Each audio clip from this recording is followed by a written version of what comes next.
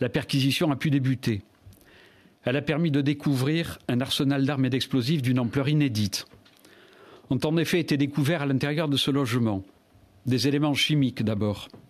En l'occurrence, 3 bouteilles d'eau oxygénée, de l'acétone, un Tupperware contenant 105 grammes de TATP, 2 bidons plastiques de 10 et 15 litres contenant de l'acide, un grand bécher, c'est-à-dire un récipient utilisé pour les expériences chimiques, des thermomètres, des doseurs, des seringues, une balance électronique, ainsi que des gants et masques de protection.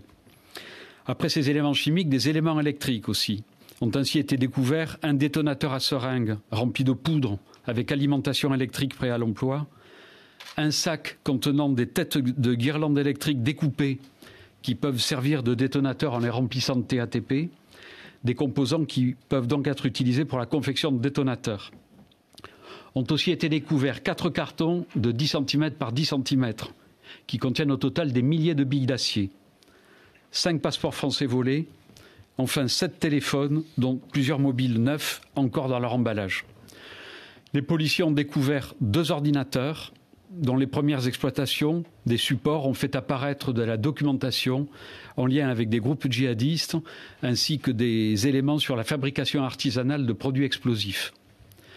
Se trouvait en outre dans l'appartement un coffre-fort qui s'est avéré contenir 6 fioles de glycérine acide, 1,3 kg d'explosifs industriels, 5 fusils d'assaut Kalachnikov et leurs chargeurs, un pistolet mitrailleur d'origine croate, vraisemblablement Zagi M91, 7 armes de poing, une bombe lacrymogène et de très nombreuses munitions, ainsi qu'un livre intitulé « Le laboratoire moderne ».